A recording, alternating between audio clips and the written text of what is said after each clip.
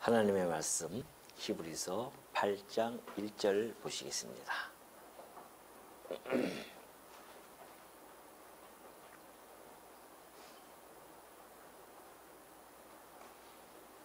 히브리서 8장 1절 다 찾으신 줄로 알고 봉독해 됩니다. 지금 우리가 하는 말의 요점은 이러한 대제사장이 우리에게 있다는 것이라. 그는 하늘에서 지극히 크신 이의 보좌 우편에 앉으셨으니 성소와 참 장막에서 섬기는 이시라. 이 장막은 주께서 세우신 것이요 사람이 세운 것이 아니니라. 대제사장마다 예물과 제사 드림을 위하여 세운 자니 그러므로 그도 무엇인가 드릴 것이 있어야 할지니라. 예수께서 만일 땅에 계셨더라면 제사장이 되지 아니하셨을 것이니 이는 율법을 따라 예물을 드리는 제사장이 있음이라. 그들이 섬기는 것은 하늘에 있는 것의 모형과 그림자라. 모세가 장막을 지으려 할 때에 지시하심을 얻음과 같으니 이르시되 산과 모든 것을 산에서 내게 보이던 본을 따라 지으라 하셨느니라. 그러나 이제 그는 더 아름다운 직분을 얻으셨으니 그는 더 좋은 약속으로 세우신 더 좋은 언약의 중보자시라. 예, 히브리서는 제목 그대로 하나의 서신의 형식을 띈 그러한 내용이죠. 자, 우리가 신약성경에 보면은 서신서가 참 많이 있습니다. 그 서신서의 구조를 보면은 크게 두 가지로 나눠집니다. 하나는 전반부고 하나는 후반부인데요. 주로 어떻게 나눠지냐면은 자, 이 전반부는 교리로 주로 교리의 내용이 기록되어지고요. 후반부에 가서는 어떠한 교훈입니다. 교훈에 대한 내용이 주어집니다. 그러니까 서신서를 보면은 대체적으로 이러한 구조로서 서신서가 쓰여졌다는 것이죠. 그래서 혹자들은 여기에 이제 강조를 많이 두다 보니까 그 교훈 자체를 잘못 오해를 해서 도덕적인 윤리적인 교훈으로 빠지는 그런 경우가 참 많이 있습니다. 그러다 보니까 강단에서 외쳐지는 그 강론의 내용을 보면 도덕적인 설교가 참 많이 나타나게 되어지죠.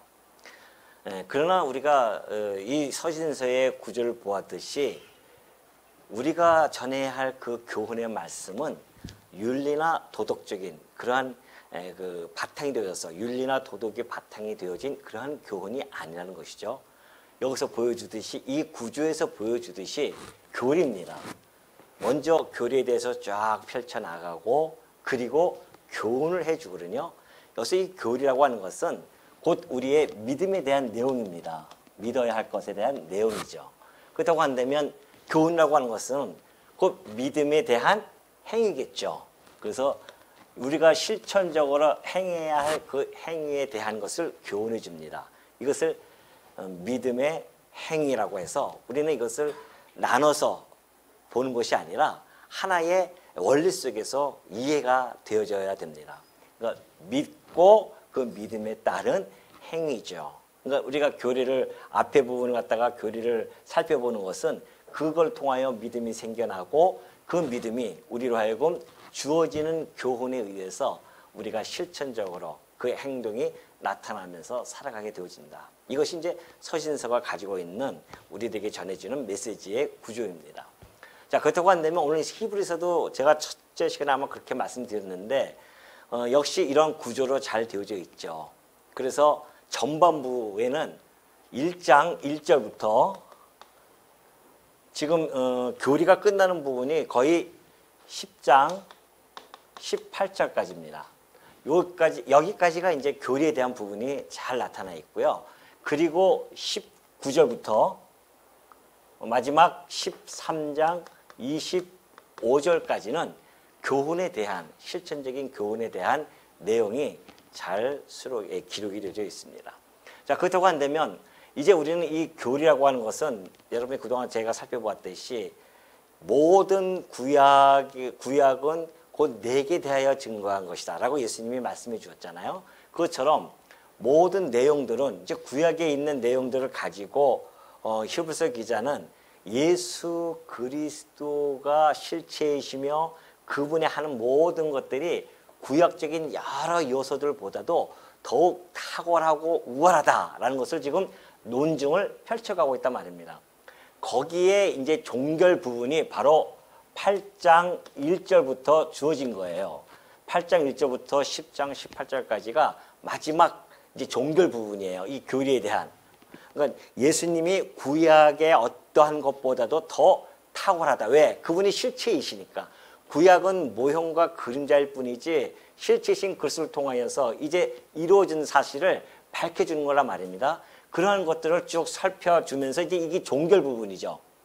이 과정 속에서의 마지막 종결 부분이 바로 8장 1절부터 10장 18절까지 가게 되어지는데 오늘 우리가 살펴보는 8장 1절부터 6절까지가 이제 이 종결에 대한 도입부예요. 처음 이제 우리가 들어가면은 쭉 빠져나오죠. 8장을 보면은 9장은 8장에 있는 내용을 더욱 자세하게 설명해 가고 있고요. 그러면서 마지막을 향해서 지금 치닫고 있는 중입니다. 자, 이 8장 1절에서부터 우리가 보면은 이 8장 1절부터 이 마지막 이 종결에 대한 부분을 보면은 이제 모세가 하나님께서 이 모세를 통해서 옛 언약을 주셨습니다. 옛 언약이라고 하는 것은 이제 율법이라고 했죠. 시내산에서 주신 옛 언약이 있습니다. 그 옛 언약을 통해서 드리는 제사가 있어요. 근데 모세를 통하여 주어졌던 그 옛 언약과 그리고 그 율법에 의해서 드려지는 제사는 이제 예수 그리스도께서 이 땅에 오셔서 하나님께서 예수 그리스도를 통하여 새 언약을 주신단 말입니다. 이 새 언약을 통하여 드려지는 이 속죄 제사,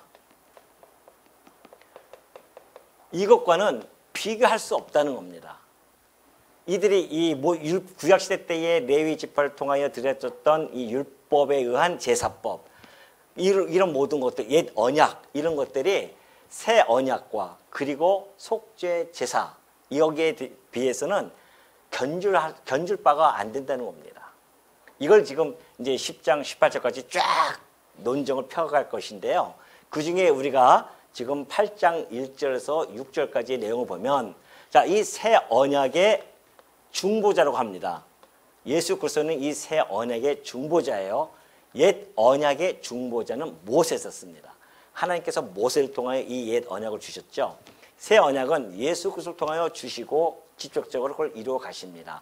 그러니까 이 중보자라고 하는 것은 대제사장입니다. 대제사장으로서 직무가 있습니다. 그 직무를 행하시는데 예수님께서 대제사장으로서의 직무를 수행하는데 이들은 이 땅에서 이것을 수행하고 있지만은 우리 주님께서는 중보자로서 대제사장의 이 직무 수행이 장소가 이들과는 다르다는 겁니다. 어디서 하실까요? 바로 우리 주님은 하늘 처소에서 한다는 겁니다. 하늘 성소에서 하시는 분이에요.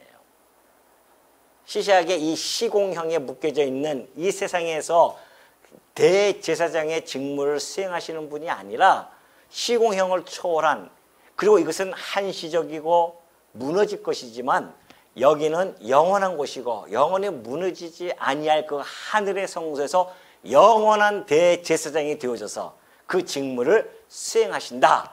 이 내용이 오늘 우리가 살펴볼 그런 내용의 핵심 초점입니다. 이렇게 여러분 아시고 1절부터 한번 살펴보도록 할게요.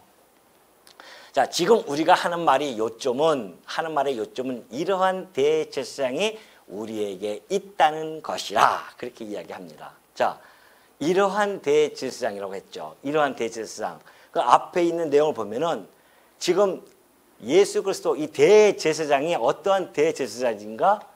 앞에 살펴보았죠. 이분은 하나님께서 맹세로 세우신 영원한 대제사장이라는 겁니다.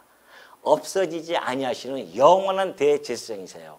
뿐만이 아니라 그는 완전한 대제사장이십니다.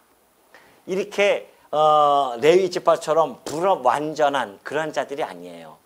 거룩하고 흠이 없고 죄인에게서 떠나 계시고 악이 없으신 그러한 완전한 대제사장으로서 뿐만 아니라 그러한 거룩하고 흠이 없는 완전한 제물로서 우리 주님이 오셔서 영원한 제사를 드리시고 영원한 대제사장이 되셨다는 겁니다. 이러한 대제사장이 그런 얘기예요. 이러한 대제사장이 어디에 있다? 우리에게 있답니다. 우리에게 있다. 제가 카톡으로 보내드렸지만은 세상에는 많은 종교가 있습니다. 그 중에 큰 4대 종교라고 하면은 불교, 유교, 기독교, 마호메트가 있죠. 자, 그런데 그 모든 종교에는 수장들이 있습니다. 그 수장들이 있는데 그 수장은 불교에는 석가모니를 할 수 있고, 유교는 공자를 할 수 있고, 이슬람교는 마호메트를 할 수 있죠. 물론 기독교는 우리 주 예수 그리스도를 내세울 수가 있습니다. 그런데 우리의 기독교의 머리 되시는, 우리 교회의 머리 되시는 그리스도와 그들과의 차이점이 있다고 한다면 물론 너무 많이 있죠. 본질서부터 다르죠. 근데 그 중에 하나가 바로 그들은 다 어디에 있습니까? 지금 무덤 속에 갇혀 있는 자들입니다. 여전히 무덤에서 이미 썩어서 없어졌죠. 그러나 우리 주님의 무덤은 비어있는 무덤이에요. 왜? 부활하셨기 때문에 그렇습니다. 그 이야기는 영원하신 분이라는 겁니다. 영원한 생명을 가지고 계신 분이기 때문에 그들과는 비교할 수가 없죠. 그래서 그들은 타 종교에서는 뭐라고 이야기하냐면 우리는 석가모니가 어떻게 해요? 있었다. 과거로 처리가 되어집니다. 우리는 공자가 있었다. 이렇게 나오죠. 우리는 과거가 아니에요. 현재의 시제가, 여기서 얘기하는 그 단어의 시제가 현재입니다. 우리는 현재 있다. 2000년 전에 죽었다가 부활하신 그리스도는 영원한 대제사장으로서 오늘도 여전히 우리와 함께 있다라는 이야기입니다. 그러니 여러분, 우리가 성도들이 이 중요한 사실을 간과해버리면은 이 땅에 서 있는 우리의 그 존재 자체가 흔들려 버립니다. 그러니 우리가 이런 분을 모시고 있다? 여기서 있다는 뜻은 소유하다 이런 뜻이에요. 우리는 좀 소유하고 계세요. 그러니까 여러분들 우리 손흥민 선수, 여러분 축구 잘하는 선수 있지 않습니까? 이번에 그 득점왕이 됐잖아요. 그래서 막 보면은 뭐라고 그 선수를 향해서 뭐라고 얘기하냐면 손흥민 선수를 보유한 나라. 우리가 이렇게 막 자랑스럽게 얘기하죠. 우리는 누굴 보유한 나라다. 뭐 이러면서 자랑스럽게 얘기하는데 물론 자랑스럽죠. 육신적으로 보면 얼마나 자랑스럽습니까? 그러나 그 모든 자랑거리들은 다 썩고 쇠하고 없어질 것들입니다. 우리가 최고의 가치로 여기는 우리 주 예수 그리스도는 정말 우리야말로, 우리 교회야말로 예수 그리스도 영원한 대제사장을 어떻게 해요? 보유한 그러한 나라입니다. 그러니 여러분들 생각해 보십시오. 예수 그리스도가 우리가 그 대제사장이 있다. 이 히브리서 기자가 이러한 대제사장이 우리에게 있다라고 하는 그 말의 의미는 도대체 뭘까요? 그 말의 의미가 뭘까요? 그 대제사장은 우리의 중보자이시며 대언자이시며 뭐예요? 변호인입니다. 우리의 변호자세요. 자, 그분이 있고 없고의 차이가 어떤지를 제가 하나 예를 들어서 말씀드리겠습니다. 자, 이 세상은 원래 하나님께서 선하게 만드셨어요. 그래서 하나님께서는 뭐라고 하십니까? 다 지우고 나서는 보기에 좋았더라. 그렇게 해서 하나님이 흡족해 하셨어요. 근데 이 아담이 타락을 합니다. 그래서 죄가 들어왔어요, 세상에. 하나님 보시기에 좋았던 세상은 이미 그 죄가 들어오고 죄의 싹은 사망이기 때문에 그때부터 그 모든 인류들은 또한 이 모든 세상은 저주를 받아서요. 애국과 통곡 속에 살아가게 되어집니다. 그 좋던 세상은 끊임없는 미움과 시기와 질투와 그래서 전쟁, 테러가 일어나고 기근이 일어나고 지진이 일어나면서 이 저주받은 세상은 참으로 어찌할 바를 모르는 그러한 가운데 좀 놓여져 있습니다. 그 지금까지 역사가 진행되어 왔어요. 앞으로도 그렇게 갈 겁니다. 여전히 인간들은 땀 흘려야 먹고 살고 수고스럽고 늘 마음이 불안한 속에서 살아갈 수밖에 없는 그런 존재로서 저주받은 상태에서 우리는 좀 살아가고 있는 존재들입니다. 그걸로 세상이 끝난다고 하면 그나마 다행입니다. 근데 이게 웬일이에요? 마지막 죽고 나서 봤더니만 한 번 죽는 것은 사람에게 정한 사실인데 그 후에 뭐가 있어요? 심판이 있단 말입니다. 심판이 있어요. 그걸로 끝나면 좋은데 살다 이 저주받은 세상 살다가 우리가 죽으면 이걸로 그냥 끝나면 참 좋아요. 그런데 여기서는 마지막 심판이 있다는 겁니다. 심판이 있어요. 그래서 우리가 앞에 가요. 심판주 앞에 딱 가면 정말 너무나 부끄럽게도 내가 태어나서 죽을 때까지의 모든 죄악성이 죄악의 모든 행위가 주마등처럼 쫙 파노라마처럼 쫙 펼쳐집니다. 한눈에 딱 보여요. 가봤냐고요? 아니 알잖아요. 우리가 컴퓨터로 가지고 하나 딱 알 수 있듯이 우리의 말씀 앞에 딱 쓰면 우리의 영과 혼과 관절과 골수를 어때요? 찔러 쪼개면서 우리의 모든 심령의 모든 것을 다 감찰해서 다 드러나는데 어떻게 그 하나님 앞에 가면 우리의 죄악이 한눈에 쫙 나타납니다. 부끄러워서 우리가 쓸 수가 없어요. 혹자들은 그래요. 나는 사람도 안 죽였는데요. 나는 가늠하지도 않았습니다. 근데 내가 난 당당하죠. 서 보십시오. 어떻게 되어지나. 너 형제를 갖다가 미워했었지? 예, 미움이야. 다 하지 않습니까? 그 미워하는 것이 곧 살인한 것이야. 우리가 내 안에 있는 죄성 때문에 사람을 미워하는 죄성 때문에 사람을 죽이는 것이지 그게 범죄를 행하는 것입니다. 내 안에 죄성이 없으면 범죄를 행할 필요가 없어요. 행하지 않습니다. 근데 내 안에 여전히 죄성이 있기 때문에 죽이는 거예요. 그래서 미움만 가져도 이미 사람을 죽인 거나 마찬가지라는 겁니다. 이것이 바로 우리 주 예수 그리스도께서 말씀해 주신 겁니다. 저는 간음 안 했는데요. 너 음욕을 품었었지. 그거야 뭐 지나가다 보면 멋있게 생긴 남자 보면 한번 쳐다보는 건 당연한 게 아니겠어요? 아름다운 아가씨 보면 쳐다보는 거 당연한 거 아니겠어요? 그것이 바로 이미 너는 간음한 거야. 여기서 안 걸릴 자가 이 세상에 아무도 없습니다. 그래서 심판주가 너 왼쪽으로 얼루요? 영원토록 불이 꺼지지 않는 저 세세토록 꺼지지 않는 저 지옥불에 던져버려라. 이것이 영벌입니다. 죽으면 끝날 줄 아시죠? 천만의 말씀입니다. 이것이 기다리고 있어요. 그래서 영벌로 가는 겁니다. 영원한 벌. 이것은 이 고통은 70년, 80년 고통이 아닙니다. 영원토록 받는 벌이에요. 끔찍합니다. 그래서 제가 갔다는 거 아닙니까? 이제 딱 가요. 가면은 제 죄악이 뭐 너무 다 드러나죠. 너 목사 치고 너무나 이렇구나. 어쩔 수 없습니다. 저는 어떻게 하면 좋습니까? 저를 갖다가 이제 하는 이 심판주가 왼쪽 영벌. 식은땀이 쭉쭉 빠지면서 글로 가는 찰나에 잠깐 딱 어디서 소리가 들린 거예요. 딱 보니까는 우리 주 예수님께서 이 자는 내가 대신해서 십자가에서 죽었습니다. 그 변호를 딱 하시는 거예요. 그래? 너는 얼로? 영생으로. 우리 주님의 세상에서도 변호인, 빵빵한 변호인 하나 쓰면요. 죄 있던 죄도 없게 되어지는 것이 세상 아니겠어요? 한차 나의 이 영원한 형벌을 받을 수밖에 없는 내 죄악 덩어리 이쪽으로 막 가는 순간에 내 재판이 뒤집어진단 말입니다. 누구에 의해서? 이 세상에서 비교할 수 없는 가장 유능한 우리의 변호사 예수 그리스도, 대언자이신 예수 그리스도, 중보자이신 예수 그리스도께서 이 자는 내가 대신해서 십자가에서 죽었습니다라고 하는 그 변호 한마디에 영원한 생명으로 우리는 재판이 뒤집어진단 말입니다. 이 말뜻이 바로 여기에 있는 거예요. 우리에게는 누가 있다?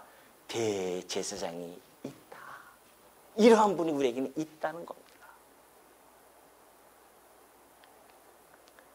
성도 여러분, 여러분은 이 8장 1절에서 얼마나 머물고 계셨습니까? 올해는 내가 성경을 2번 읽기로 했으니까 빨리 읽어야겠다. 그래가지고 지금 우리가 하는 말이 좀 이런 대상이 우리에게 있다는 것이라. 그는 하늘에서 지금 크신 큰일 났네, 빨리 해야 되는데. 그러셨습니까? 아니면 이 8장 1절 앞에서 얼마나 여러분이 깊은 사색을 하셨으며, 도대체 이 대제사장이 우리에게 있다는 뜻이 도대체 무엇이며, 그것이 어떠한 혜택을 받으며 어떠한 우리가 위치에 있는 것인지를 얼마큼 여러분은 이 앞에서 머물고 무릎 꿇고 감격하고 계셨냐 말이죠. 이것이 바로 우리들에게 주어진 대제사장이 우리에게 있다는 의미입니다. 그러니 얼마나 든든합니까? 어떻게 우리가 죄를 안 질 수 있겠어요? 그러나 하나님께서, 그리스도께서는 그것을, 내 죄를 대신해서 십자가에서 죽으셨다는 이 놀라운 사실, 이것이 바로 이런 대제사장이 여전히 우리 옆에 있어서 나의 죄를 위하여 간구하시기도 하시고, 중보자가 되어지시고 대언자가 되시고요, 변호인이 되셔서 우리를 끝까지 책임져 주신다고 하는 그 대제사장이 우리에게 있다는 겁니다.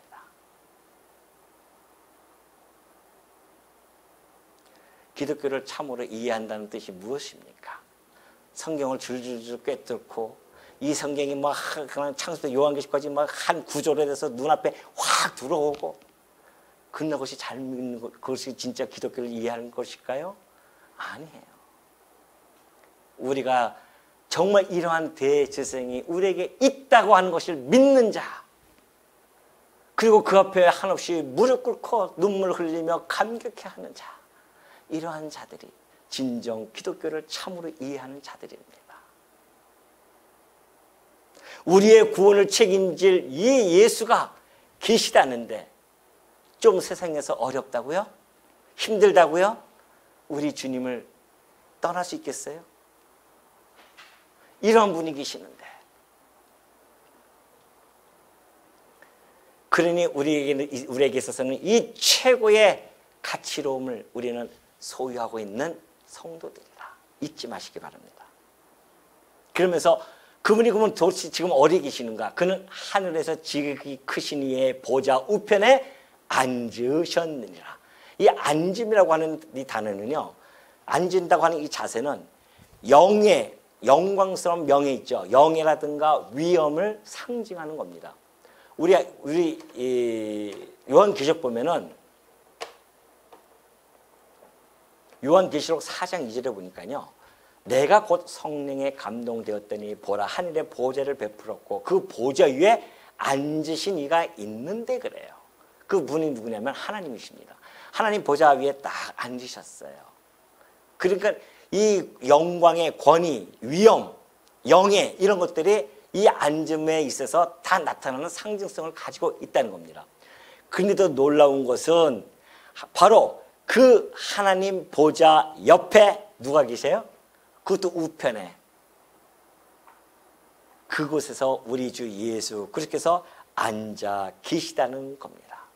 그렇다고 한다면 우리 주 예수님은 바로 그 하나님이 지니신 영광을 얻으셨다는 겁니다. 이 세상에는 사람들이 봤을 때는 흠모할 모양도 없고 초라한 모습으로 이 땅에 오셨지만, 그는 그 비하의 신분을 뛰어넘어 승기의 신분이 되어졌을 때에 그 영광의, 궁극적인 영광의 모습이 바로 이 절에서 너무나 잘 보여주고 있습니다.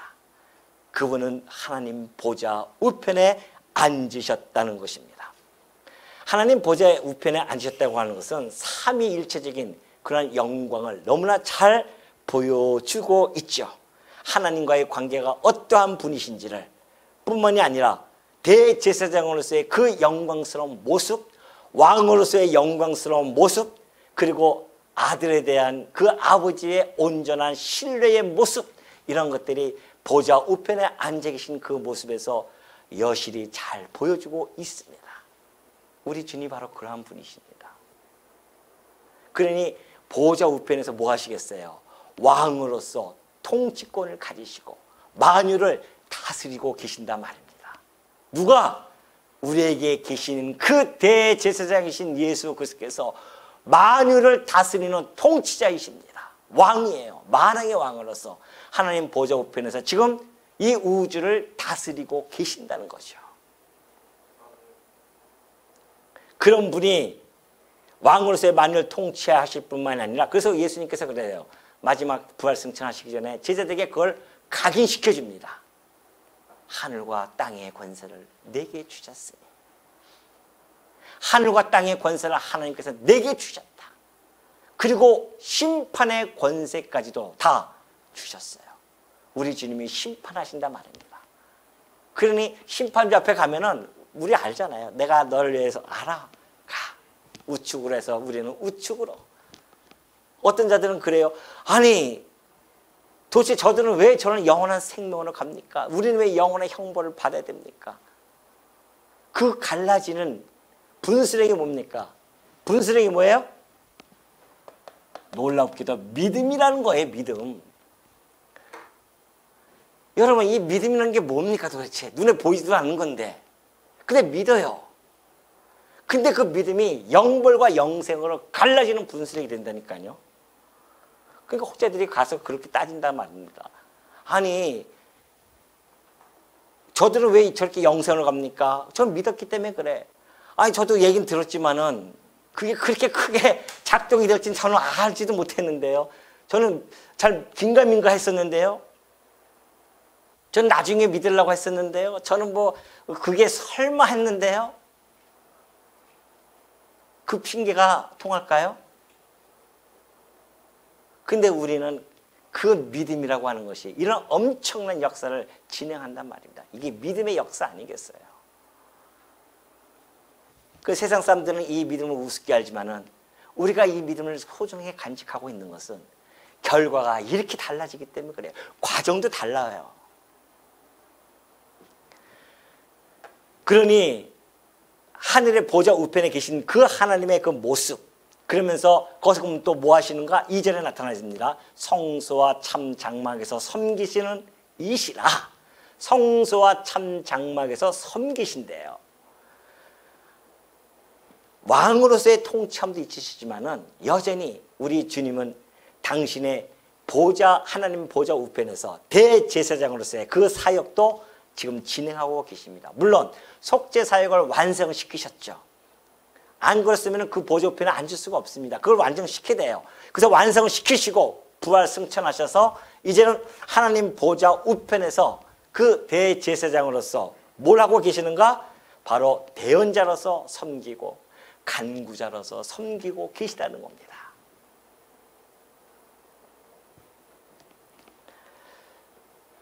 보십시오. 요한일서 2장 1절을 보면요. 지난번에도 제가 말씀드렸지만 중요한 내용이기 때문에 자꾸 확인해야 됩니다. 나의 자녀들아 내가 이것을 너에게 쓰면 너희로 죄를 범하지 않게 하리라.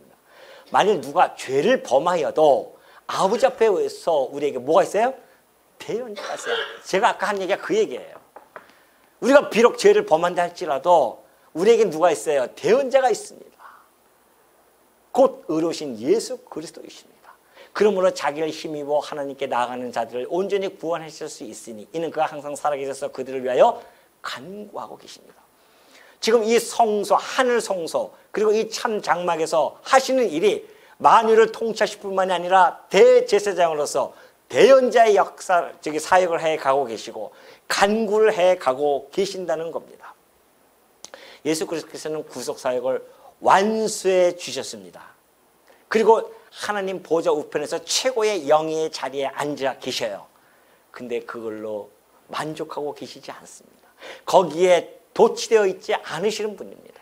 우리는 조금만 자리에 올라가면 완전히 거기에 도취되어 가지고서는 자기가 뭔가 된 것처럼 착각하고 얼마나 꼴값을 떨며 살아가는 존재들입니까? 우리 주님은 안 그래요. 하나님 보좌 우편에 앉아 계셨음에도 불구하고 거기에 도취되어 있지 아니하시고 그 자리에 머물러 있는 분이 아니라 오히려 당신의 택함 받은 성도들을 여전히 섬기는 일을 하고 계신다는 겁니다. 우리의 유익을 위해서 당신의 그 중보 사역을 지금도 하고 계셔요. 불꽃 같은 두 눈동자를 가지시고 당신의 백성들을 일거수일투족을 지켜보고 계신단 말입니다. 스데반이 어떻게 순교했습니까?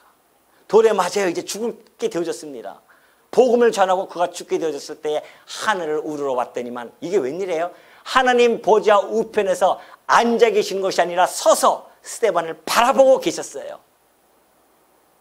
그의 죽음을 맞이하고 계셨단 말입니다. 저것들이 내 백성들을 건드려 천둥을 쳐가지고서는 다 물리칠 수 있죠? 안 그랬어요. 우리 주님은 순교당하는 그 모습을 바라보면서 그 불꽃 같은 눈동자로 당신의 백성의 순교를 바라보면서 참고 견뎌내라. 그 죽음과 그 죽음에 내가 함께하리라. 왜? 우리의 삶은 이 땅이 아니라 영원한 삶이 우리는 보장되어져 있기 때문에 우리 주님은 그걸 주시기 위해서 그 스데반의 순교를 넉넉히 받아주신 겁니다. 우리 주님은 여전히 그 보좌 우편에서 그 일을 하고 계신다니까요. 왜 나는 이렇게 어려움을 당합니까? 혹시 우리 주님 주무시고 계시는 거 아니에요? 그래서 나중에 히브리서 기자가 얘기하잖아요. 우리 주님은 졸지도 아니하시고 주무시지도 아니하시는 분이야. 항상 우리를 지켜보고 계신다는 거 잊지 마시기 바랍니다. 근데 어디서 하시는가? 성소와 참 장막이라고 해요. 성소와 참 장막은, 이 장막은 하늘의 성소를 이야기하는데 무너지지 않는 성질을 가지고 있죠. 이들의 사역은 한시적이고 무너지는 곳에서, 무너질 이 성전에서 이미 다 무너졌잖아요. 그곳에서 그들은 제사, 한시적인 제사를 드리지만은 우리 주님이 드리는 제사는 단 한 번의 영원한 제사였고 그 제사의 효력은 영원하단 말입니다. 그 중재 사역을 하기 위해서는 영원히 무너지지 않은 그 하늘의 성소에서 그 일을 해가고 계심을 잘 보여주고 있죠. 그러면서 3절을 보면 그래요. 대제사장마다 예물과 제사 드림을 위하여 세운 자니 그러므로 그도 무엇인가 드릴 것이 있어야 할지니라. 그러죠. 여기서 대제사장들이 드릴 때에, 제사를 드릴 때에 예물과 제사를 드린단 말입니다.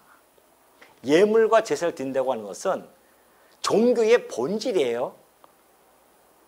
이 종교의 본질은 사실은 역사 초기부터 있었습니다. 아벨과 가인도 똑같이 그 예물과 제사를 드렸단 말이죠. 근데 그 예물과 제사를 드릴 때에는 하나님께 나아가기 위한 그런 하나의 방식이었습니다. 그 아벨과 가인이 드렸던 그 제사가 이어지면서요, 하나님을 모르는 자들은 그것이 자기네들이 만든 신전에, 자기네들이 만든 신의 앞에, 자기네들이 만든 걸 가지고 제사를 드립니다. 그걸 헛된 제사라고 하죠. 그러나 하나님의 백성들에게는 하나님께서 당신의 제사법을 가르쳐 주십니다. 그래서 그 예물 드리는 방법 다 가르쳐 주죠. 그래서 하나님께 드림으로 말미암아 이 예물과 제사를 하나님께 드릴 때에 하나님은 진정한 주권자이십니다. 하나님 이 모든 만유를 다스리는 섭리자이십니다. 그걸 인정하면서, 그러면서 그 하나님 앞에서 무한한 우리의 연약함, 절망적인 우리의 상황, 이런 것들을 통해서 우리를 구원해 줄 수 있는 구세주에 대한 갈망, 이런 것들이 하나님께서 깨우쳐 주기 위해서 그 제사를 드리겠단 말이죠. 그래, 그 제사를 드릴 때마다 우리를 영원히 구원해 주실 구세주를 보내주십시오라고 하는 그러한 모습이 이 제사 속에는 담겨져 있어요. 하나님께서는 그걸 그렇게 주신 거란 말입니다. 이스라엘 백성들이 그걸 단지 깨달지 못해가지고서는 그 제사에 만족했단 말입니다. 아니에요. 이 제사는 없어질 제사였단 말이죠. 그런데 우리 주님께서는 그도 무엇인가 드려야 돼. 대제사장이니까. 그렇다고 해서 이들과 같이 짐승의 피를 드렸을까요? 아니라는 겁니다. 우리 주님께서는 불완전한 그런 짐승의 피가 아니라 거룩하고 흠이 없고 악이 없는 그러한 당신의 피로 제사를 드렸다는 겁니다. 이것이 다른 거예요. 이들은 모형과 그림자였기 때문에 짐승의 피로 드렸지만, 저번에 말씀드렸지만 이 짐승의 피로는 우리의 죄악을 깨끗하게 도말시킬 수 없습니다.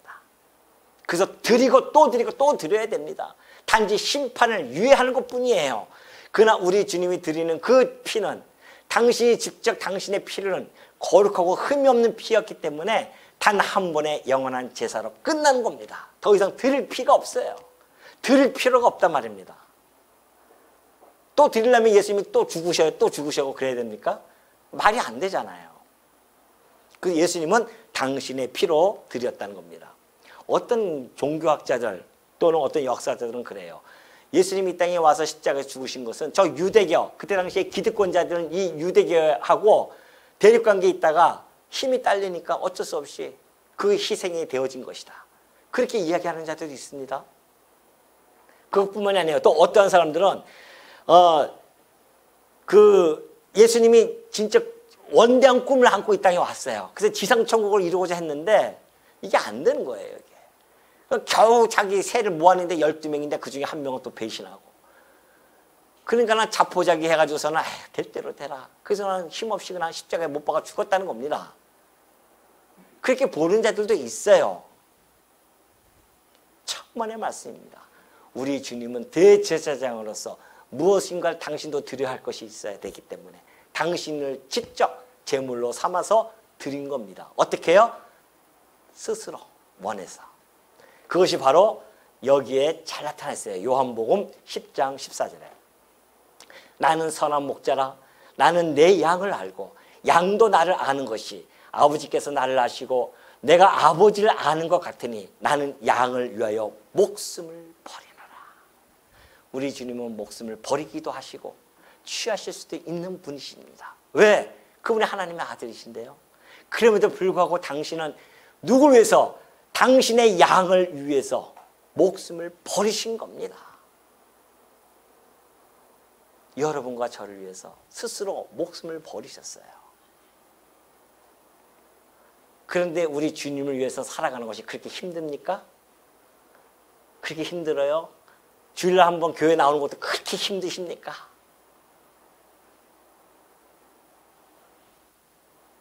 뭔가 우리가 도대체 우리가 무엇을 목적을 삼고 이 땅을 좀 살아가고 있습니까? 우리 삶의 의미와 목적과 방향이 도대체 무엇입니까?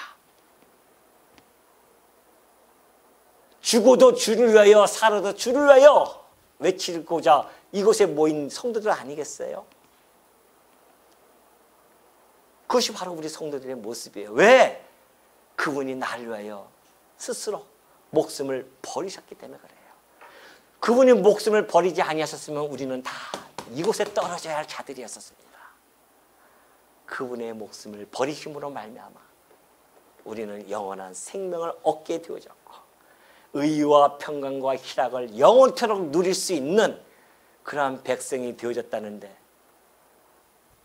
어떻게 우리가 주를 위하여 살아가지 아니할 수 있겠습니까? 우리 인생의 초점을 주를 위하여가 아니 될 수 있겠냐 말이죠.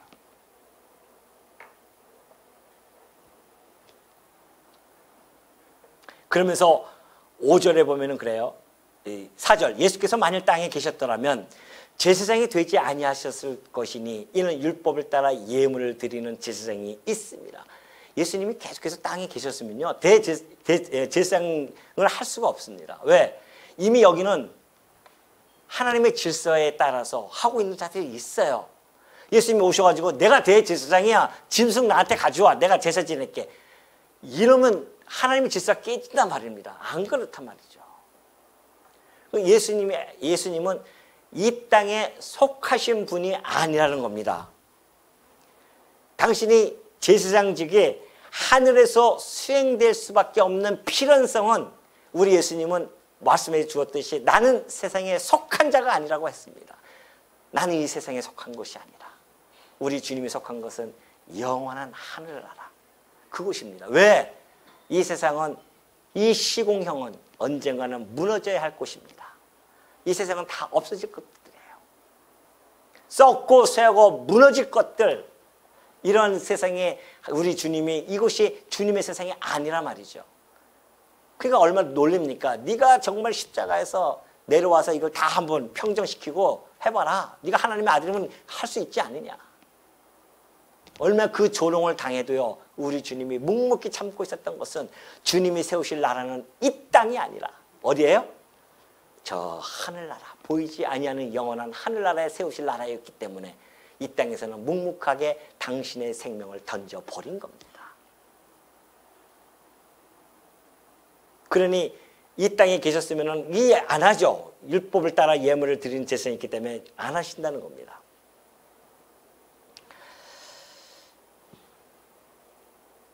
그러면서 5절에 보면은 그들이 섬기는 것은 하늘에 있는 것의 모형과 그림자라. 모세가 장막을 지으려 할 때에 지시하심을 얻음과 같으니 이르시되 산과 모든 것을 산에서 내게 보이던 본을 따라 지으라 하셨느니라. 자, 이들이 섬겼던 이것들, 율법도 그렇고요, 이 제사도 그렇고 성전 짓는 것도 마찬가지입니다. 이 모든 것들은 다 하늘의 것의 뭐예요?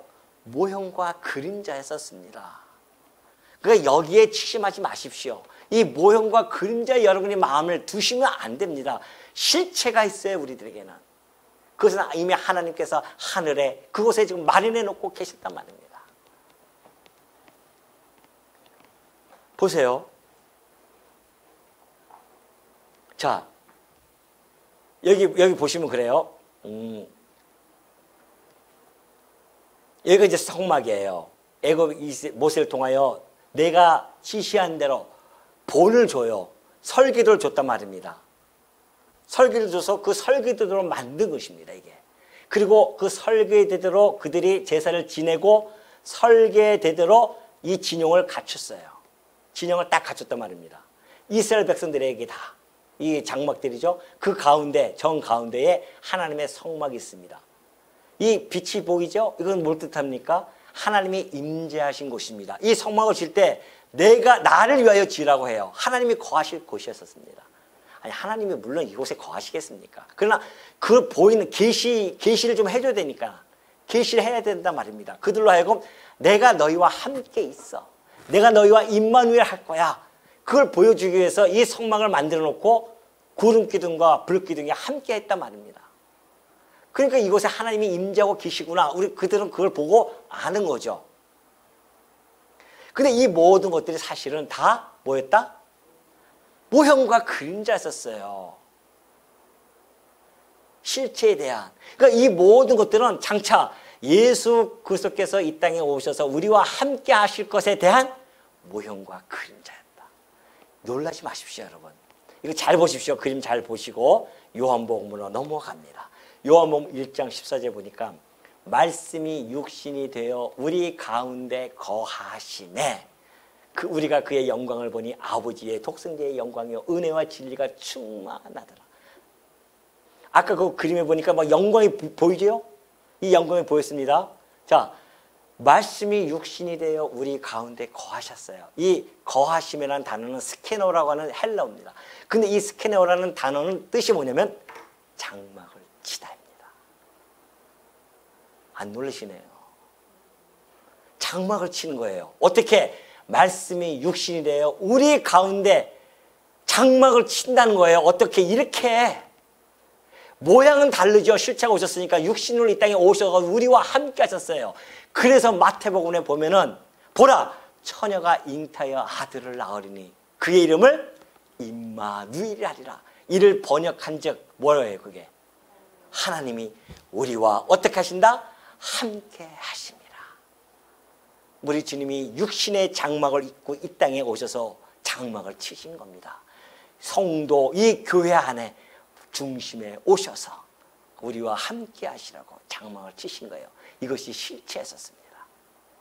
이 모든 보여지는 것들은 다 모형과 그림자였어요. 그러니 유대인들이 미치고 어떻게 해요? 예, 내가 참 할 수 없네요. 미치고 그렇게 하는 거예요 지금. 미치고 팔딱 뛰는 거예요 진짜. 이것이 자기네 생명인 줄 알고 이것이 전부인 줄 알고 최고의 가치로움이라고 생각하고 그렇게 드렸던 모든 것들이 히브리서 기자에 의해서 무참하게 무너지는 거란 말입니다. 이것은 오실 자의 모형과 그림자였었어. 그분이 이제 오셔서 이 모든 제사를 끝내셨다. 더 이상 이거 필요 없다. 다 없애버려라. 그래서 우리가 예수 그리스도가 이 땅에 오셔서 우리와 지금 함께하고 계신단 말입니다. 당신의 피로, 무엇을 드려야 되니까 당신의 피로 드렸어요. 그렇다고 한다면 여러분들은 예수 그리스도의 대제사장에 의해서 뭐가 됐습니까? 지금 우리는 왕 같은 제사장이 되어졌다고 한다면 여러분 제사장이에요. 뭘 드려야 될 거 아닙니까? 지금 뭘 드릴 거예요? 뭘 드릴 겁니까? 뭐 돈 드릴 거예요? 하나님이 돈 가지고 뭐 하시려고요? 뭘 드려요? 그러니까 로마서 12장에서 그거 나온 거 아닙니까? 너희가 거룩한 산 제사로서의 제물을 드리라는 겁니다. 우리의 삶, 먹고 사는 모든 삶이 누구를 위하여? 주를 위하여 살아가는 것이 바로 우리가 드려야 할 합당한 제사라는 겁니다. 이것이 진짜 제사예요. 우리 주님이 당신을 드렸듯이 우리의 삶을 하나님께 온전히 드리면서 살아가는 삶, 이것이 바로 우리가 드려야 할 것입니다. 우리가 제사장이니까 우리도 뭔가 드려야 되잖아요. 여기서 드릴 겁니까? 여기 이곳에 가서 드릴 거예요? 다 없어졌는데 지금 유대인들 또 저거 짓겠다는 거 아닙니까? 지금 기가 막힐 일이죠. 그러니까 코가 막히고 정말. 그러나 이제 그는 더 아름다운 직분을 얻었다고 했습니다. 더 아름다운 직분이 뭐예요? 이들보다도 더 아름다운, 모세보다도 더 아름다운 중보자의 직분을 얻었어요. 그는 더 좋은 약속으로 세우신 더 좋은 언약의 중보자시라. 다시 말해서 그는 더 좋은 직분을 얻었는데 모형과 그림자의 직분이 아니라 뭐예요? 실체로서의 직분을 그가 수행을 하셨습니다. 그래서 그는 이 단 한 번의 제사로 이 속죄사역을 끝내시고 하늘에 올라가셔서 지금 영원히 대제사장으로서 제사를 드리고 계시고 있는 중입니다. 누구를 위해서? 우리를 위해서. 이것이 바로 그래서 더 아름다운 직분을 얻으셨고 더 좋은 약속으로 세우신 더 좋은 언약의 중보자가 되어지신 겁니다. 더 좋은 약속은 뭘까요? 더 좋은 약속이 뭘까요? 그것이 바로 7절부터 13절에 나타납니다. 자세하게 나타나죠. 그 더 좋은 약속은 다음 시간에 하도록 하고요. 오늘 우리 주님이 이러한 주님이 실체로서 우리를 죄를 완전히 속죄시켜 주시고 우리를 영원한 생명으로 이끄실 그 대언자로서 그리고 우리의 중보자로서 우리의 변호자로서 우리와 함께 있다는 이 놀라운 사실 앞에 날마다 감사와 찬양이 끊이지 않냐는 우리 성도님들이 되어지시기를 당부드립니다.